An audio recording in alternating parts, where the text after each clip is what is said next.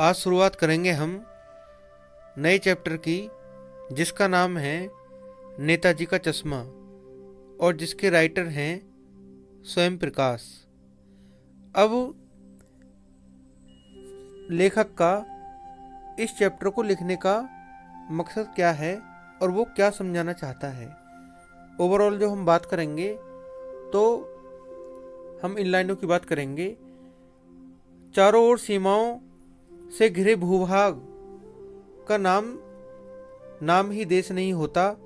देश बनता है उसमें रहने वाले सभी नागरिकों, नदियों, पहाड़ों, पेड़ पौधों, वनस्पतियों, पशु पक्षियों से और इन सबसे प्रेम करने तथा इनकी समृद्धि के लिए प्रयास करने का नाम देशभक्ति है। नेताजी का चश्मा कहानी कैप्टन चश्मे वाले के माध्यम से देश के करोड़ों नागरिकों के योगदान को रेखांकित करती है, जो इस देश के निर्माण में अपने अपने तरीके से, मतलब किसी का अपना तरीका होता है, किसी का अपना तरीका होता है। अब फॉर एग्जाम्पल कोई एक तो देशभक्ति वो करता है, मान लो कोई सीमा पर है, जवान है, तो वो देश की सीमाओं की रक्षा करता है। और जो एक सपोज करो वो भी तो अपना योगदान दे रहा है, मान लो कोई झाड़ू लगाने वाला है या कोई टीचर है, कोई भी व्यक्ति है, सब अपने अपने तरीके से देश की सेवा में योगदान देते हैं। आगे फिर क्या लिखा है, अपने अपने तरीके से सहयोग करते हैं। कहानी यह कहती है कि बड़े ही नहीं, बच्चे भी इसमें शामिल हैं। अब क्या इसका मोटिव है और किस वे में उसने समझाने की कोशिश की है, अब आगे देखेंगे। इसमें चैप्टर का नाम है नेताजी का चश्मा। अब शुरुआत यहाँ से होती है। हालदार साहब को हर 15वें दिन कंपनी के काम के सिलसिले में उस कस्बे से गुजरना पड़ता था। कस्बा बहुत बड़ा नहीं था जिसे पक्का मकान कहा जा सके, वैसे कुछ ही मकान और जिसे बाजार कहा जा सके, वैसा ही एक बाजार था। कस्बे में एक लड़कों का स्कूल, एक लड़कियों का स्कूल, एक सीमेंट का छोटा सा कारखाना, 2 ओपन एयर सिनेमा घर और 1-2 नगरपालिका भी थी। नगरपालिका थी तो कुछ न कुछ करती भी रहती थी। नगरपालिका होती है जो कस्बे, जो टाउन होते हैं ना, वहाँ पर विकास के कार्य को देखती है। और नगर निगम होते हैं जो बड़े लेवल पर होता है, जिसकी आबादी ज़्यादा होती है। तो नगरपालिका थी जो कुछ ना कुछ करती रहती थी। कभी कोई सड़क पक्की करवा दी, कभी कुछ पेशाब घर बनवा दिए, कभी कबूतरों की छतरी बनवा दी, तो कभी सम्मेलन करवा दिया। इसी नगरपालिका के किसी उत्साही बोर्ड या प्रशासनिक अधिकारी ने एक बार शहर के मुख्य बाजार के मुख्य चौराहे पर, अब आप समझो यहाँ पे, अब यहाँ से स्टार्ट होती है। इसी नगरपालिका, दोबारा से मैं इस लाइन को रिपीट करूँगा। इसी नगरपालिका के किसी उत्साही बोर्ड या प्रशासनिक अधिकारी ने एक बार शहर के मुख्य बाजार के मुख्य चौराहे पर, बाजार होते ना, आपने देखे होंगे तो उनके मेन चौराहे जो होते हैं, मुख्य चौराहे पर नेताजी सुभाष चंद्र बोस की एक संगमरमर की प्रतिमा लगवा दी। यह कहानी उसी प्रतिमा के बारे में है, बल्कि उसके भी एक छोटे से हिस्से के बारे में। अब देखो क्या है, पूरी बात तो अब पता नहीं, लेकिन लगता है कि देश के अच्छे मूर्तिकारों की जानकारी नहीं होने और अच्छी मूर्ति की लागत अनुमान और उपलब्ध बजट से कहीं बहुत ज़्यादा होने के कारण काफ़ी समय उपापोह और चिट्ठी पत्री में बर्बाद हुआ होगा। और बोर्ड की शासनावधि समाप्त होने की घड़ियों में किसी स्थानीय कलाकारों को ही अवसर देने का निर्णय किया गया होगा। शासनावधि मतलब शासन की अवधि समाप्त होने की। अंत में कस्बे के इकलौते हाई स्कूल और इकलौते ड्राइंग मास्टर मान लीजिए मोतीलाल जी को ही यह काम सौंप दिया गया होगा, जो महीने भर में मूर्ति बनवाकर पटक देने का विश्वास दिला रहे थे। मतलब मूर्ति बनाकर तैयार कर देने का विश्वास दिला रहे थे। जैसा कि कहा जा चुका है, मूर्ति संगमरमर की थी। टोपी की नोक से कोट के दूसरे बटन तक कोई 2 फुट ऊंची, जिसे कहते हैं बस्ट, और मूर्ति और सुंदर थी। नेताजी सुंदर लग रहे थे, कुछ कुछ मासूम और कमसिन। अब यहाँ पे देखो, जो एग्जामिनर जो क्वेश्चन बनाता है, जो बोर्ड में जो क्वेश्चन आते हैं, तो हमारा जो मोटिव होना चाहिए स्टूडेंट का, वो ये होना चाहिए कि वो पूरी स्टोरी को बहुत ध्यान से पढ़े और पूरी स्टोरी को ध्यान से देखता रहे कि उसमें क्या क्या कहानी है और किसने क्या कहा और किसने उसका जवाब क्या दिया। अगर जो ये हमको पता है तो हम कोई सा भी क्वेश्चन किस तरह से भी पूछ ले एग्जाम, तो हम सबके जवाब दे देंगे। अब मान लो एक क्वेश्चन यहीं से बनता है, हम ये पूछते हैं कि नेताजी कैसे लग रहे थे मूर्ति में, कैसे लग रहे थे? मासूम और कमसिन, मतलब सुंदर। फौजी वर्दी में मूर्ति को देखते ही दिल्ली चलो और तुम मुझे खून दो वगैरह याद आने लगते थे। इस दृष्टि से यह सफल और सराहनीय प्रयास था। केवल एक चीज की कसर थी जो लंबे समय से खटकती थी। नेताजी के आंखों पर चश्मा नहीं था, यानी कि चश्मा तो था लेकिन संगमरमर का नहीं था। यह सामान्य और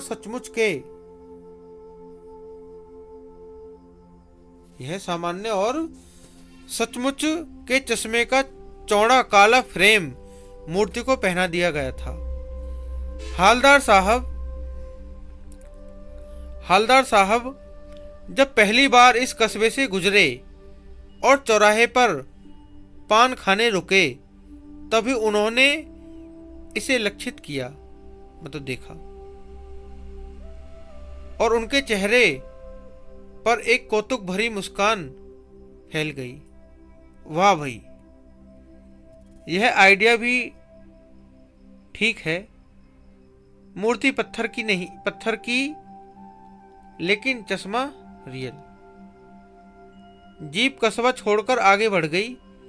तब भी हालदार साहब इस मूर्ति के बारे में ही सोचते रहे और अंत में इस निष्कर्ष पर पहुंचे कि कुल मिलाकर कस्बे के नागरिकों का यह प्रयास सराहनीय ही कहा जाना चाहिए।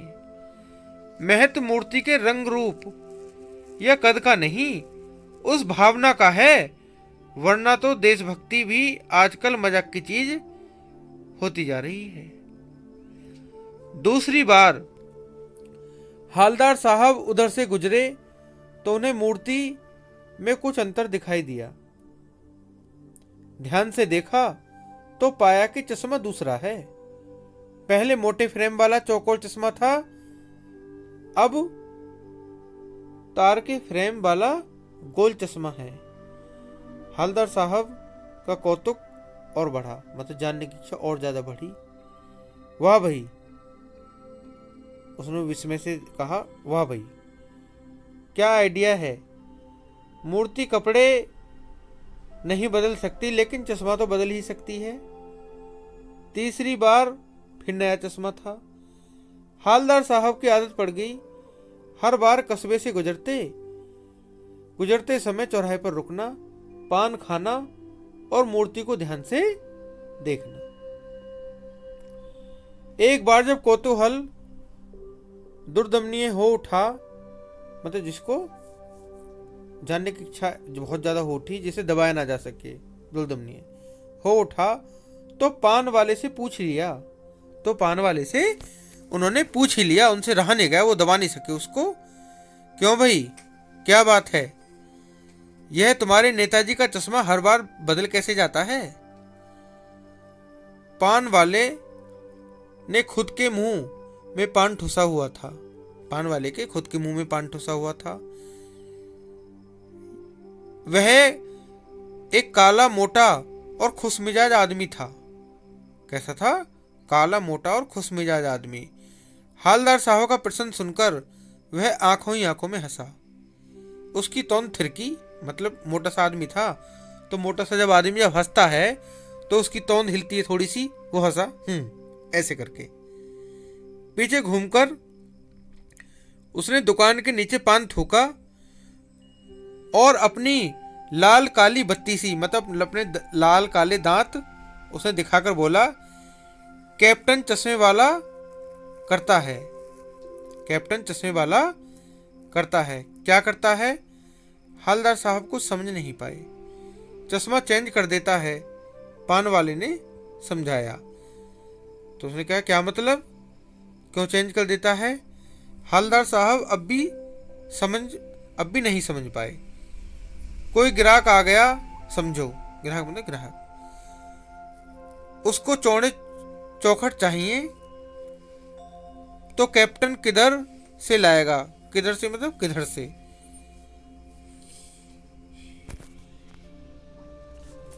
उसको मूर्ति वाला दे दिया,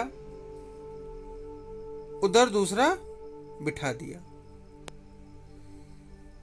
अब हालदार साहब को बात कुछ कुछ समझ में आई।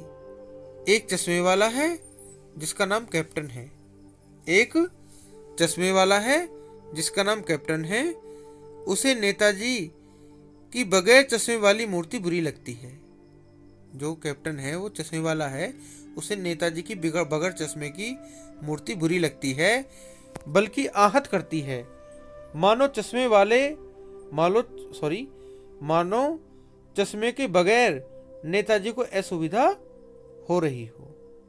इसलिए वह अपनी छोटी सी दुकान में उपलब्ध गिने चुने फ्रेमों में से एक नेताजी की मूर्ति पर फिट कर देता है। लेकिन जब कोई ग्राहक आता है और उसे वैसे ही फ्रेम की दरकार होती है जैसा मूर्ति पर लगा है, तो कैप्टन चश्मे वाले मूर्ति पर लगा फ्रेम संभवतः नेताजी से क्षमा मांगते हुए लाकर ग्राहक को दे देता है।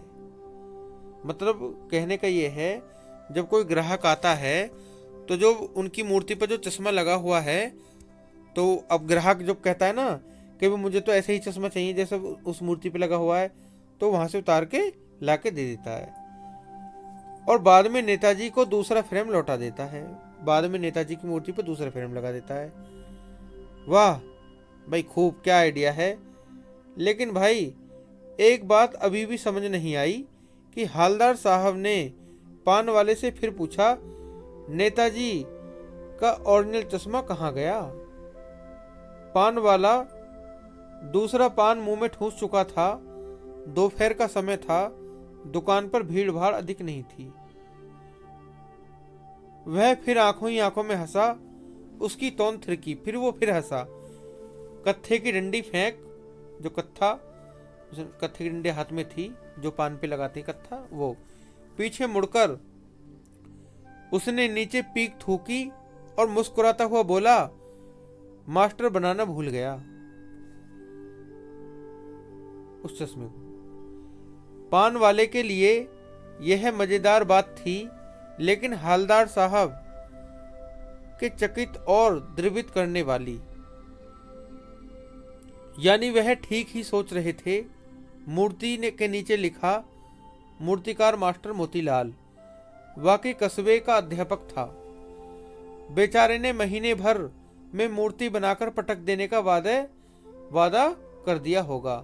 बना भी ली होगी, लेकिन पत्थर में पारदर्शी चश्मा कैसे बनाया जाए, कांच वाला यह तय नहीं कर पाया होगा या कोशिश की होगी और असफल रहा होगा, या बनाते बनाते कुछ और बारीकी के चक्कर में चश्मा टूट गया होगा, या पत्थर का चश्मा अलग से बनाकर फिट किया होगा और वह निकल गया होगा। उफ। हालदार साहब को यह सब कुछ बड़ा विचित्र और कौतुक भरा लगा। लग रहा था। इन्हीं ख्यालों में खोए खोए पान के पैसे चुराकर चश्मे वाले की देशभक्ति के समक्ष नतमस्तक होते हुए वह जीप की तरफ चले। फिर रुके, पीछे मुड़े और पान वाले के पास जाकर पूछा, क्या कैप्टन चश्मे वाला नेताजी का साथी है? क्या आजाद हिंद फौज का कोई भूतपूर्व सैनिक मतलब सिपाही?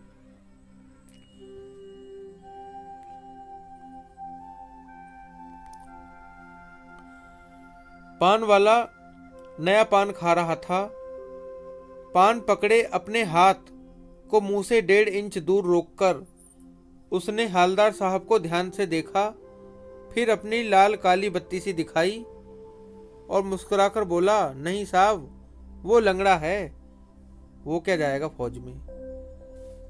पागल है पागल, वो देखो वो आ रहा, आप उसी की बात कर लो, आप उसी से बात कर लो, फोटो वोटो छपवा दो उसका कहीं।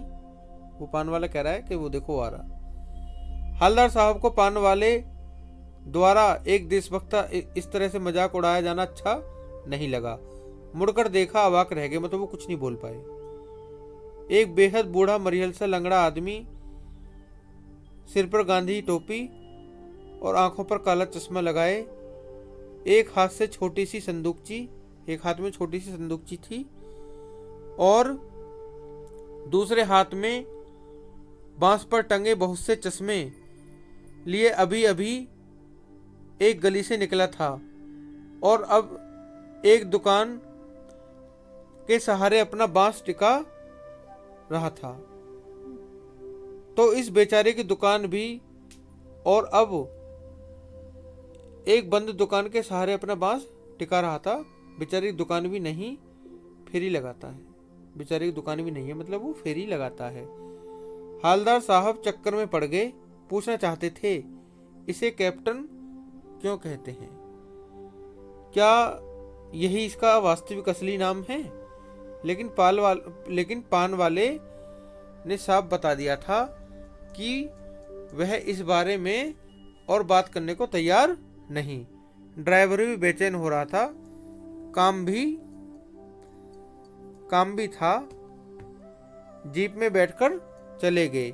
2 साल तक हालदार साहब अपने काम के सिलसिले में उस कस्बे से गुजरते रहे और नेताजी की मूर्ति बदलते चश्मों को देखते रहे।